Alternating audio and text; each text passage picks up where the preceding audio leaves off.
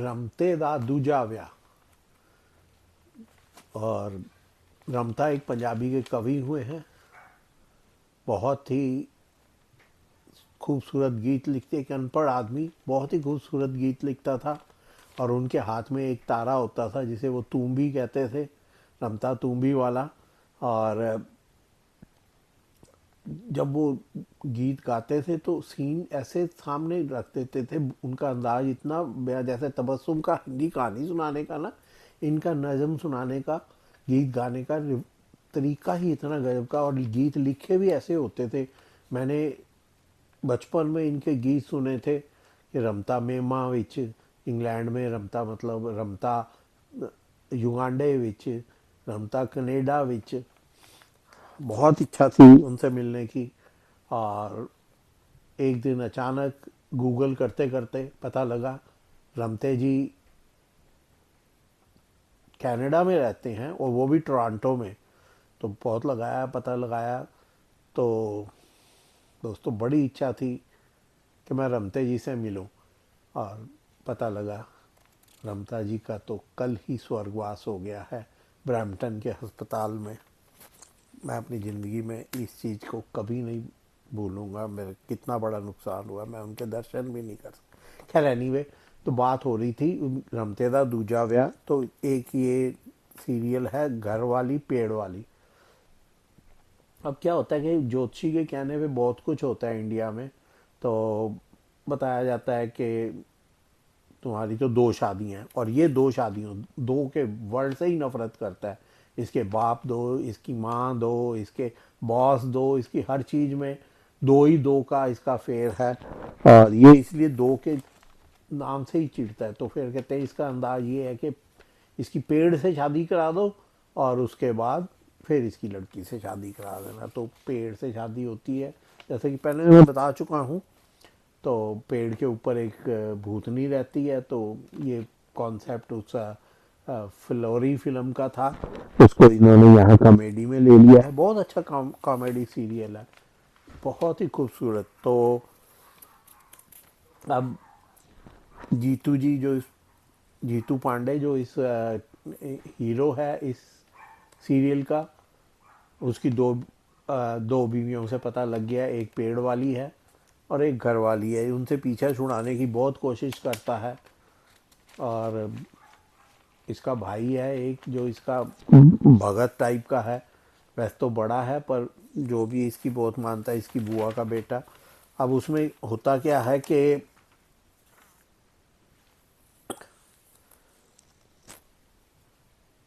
जो जीतू है वो पहले तो एक्सेप्ट नहीं करता है, लेकिन उधर जीतू का जो भाई है वो इसका पीछा छुड़ाने के लिए उस पेड़ को आग लगा देता है। और ये तो बहुत मतलब दिल का बहुत अच्छा इंसान है। ये कहता है मैंने इसलिए तो पीछा छुड़ाने के लिए नहीं कहा कि उस किसी का घर जला दो, ये तो बहुत गलत किया। लेकिन अचानक से क्या होता है कि वहीं बारिश होने लग जाती है, और वो जो पेड़ है वो दोबारा हरा भरा हो जाता है। तो पता लगता है कि ये उसका भाई है नट्टू नटेश्वर, वो आया है और उसने पेड़ को हरा भरा कर दिया है अपनी स्पेशल पावर से। तो अब लतिका जो इसकी जो पेड़ वाली है उसका नाम लतिका है, और जो इसकी वैसे पत्नी है उसका नाम सावी है। सावी उसके पीछे पड़ती है कि मेरे को फिल्म दिखाने लेके जाओ। ये कैसे तिकड़म लगा के पेड़ वाली को पता ना चले, सावी को लेके फिल्म देखने चला जाता है। अब यहाँ होती है अलग प्रॉब्लम। तो सावी को पता लग जाता है, लतिका को पता लग जाता है कि ये तो उसको फिल्म दिखाने ले गया है। पत्नी मैं भी हूँ, मुझे भी चाहिए कि मुझे भी फिल्म दिखाने ले जाओ। तो ये भी वहाँ पहुँच जाती है। अब होता है वहाँ पे इंटरवल। यहाँ पे आती है मेन बात। तो सावी भी वही है, लतिका भी वही है। लतिका तो किसी को नज़र नहीं आती है सिवाय जीतू के। और जीत लतिका भी वही है और सावी भी वही है, और उसके दोनों बॉस भी वहाँ पहुँच जाते हैं। अब ये बड़े तिकड़म लगाता है, बहाने बनाता है कि मेरी पत्नी शादी हुई, मेरी पत्नी जिद कर रही थी, तो मैं उसको बीमार होने के बावजूद उसे फिल्म दिखाने लाया एटसेट्रा।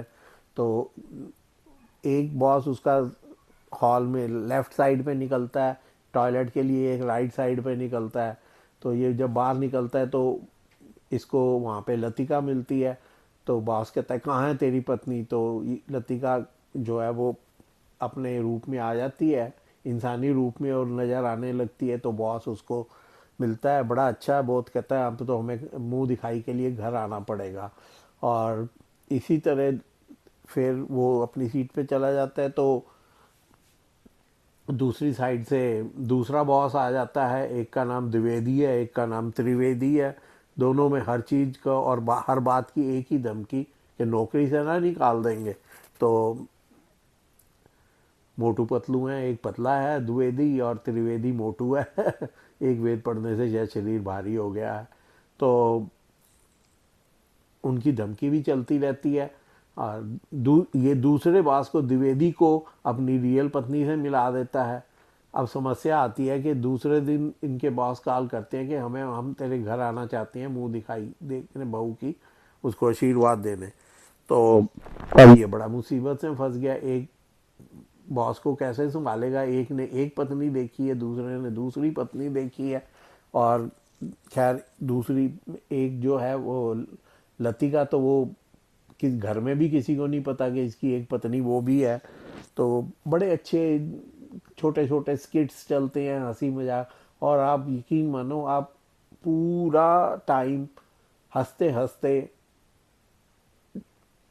थक जाओगे, लेकिन सीक्वेंस जो हंसी के हैं वो ख़त्म नहीं होंगे। बहुत अच्छा बनाया है ये वेब सीरीज़, ये सीरियल, टीवी सीरियल, जिसमें लतिका भूतनी का रोल किया है प्रियंवदा कांत ने, और सावी का रोल प्ले किया है सीरत कपूर ने, पारस अरोड़ा, जीतू पांडे। इनके अलावा और लोग भी हैं। विनायक सिंह ने लट्टू लटेश्वर का रोल प्ले किया है। अंकुल जैन ने विनोद द्विवेदी, जो एक बॉस है, उसका रोल प्ले किया है।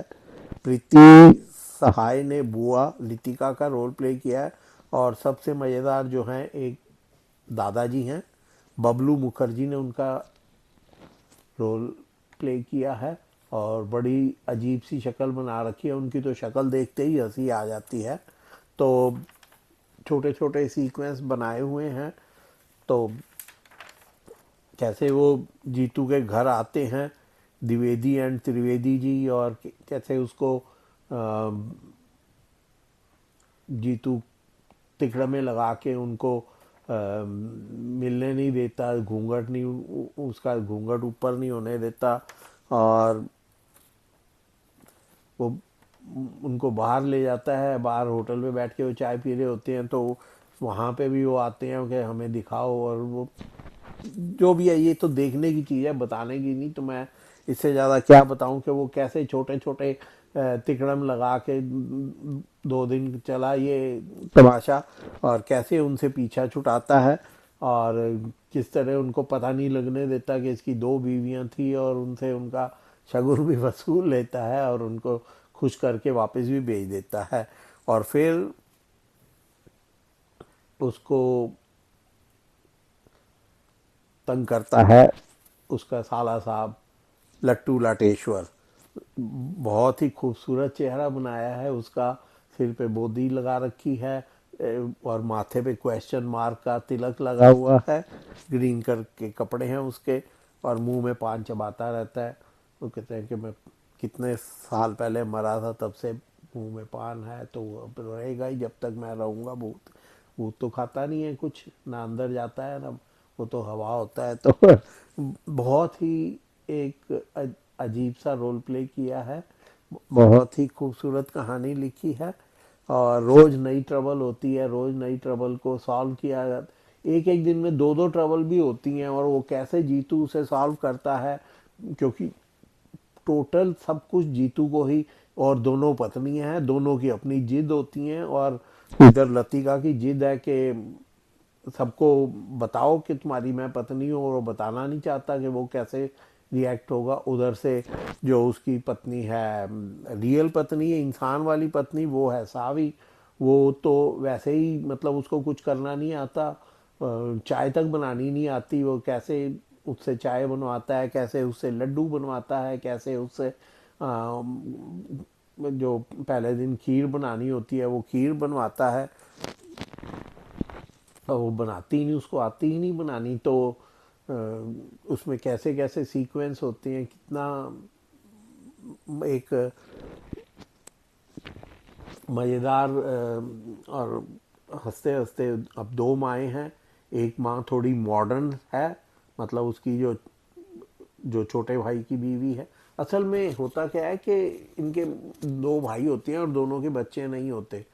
तो दादाजी की सलाह पर वो एक बच्चा गोद ले लेती हैं, और हम दोनों उसके बाप हैं, हम दोनों ही उसकी माएँ हैं।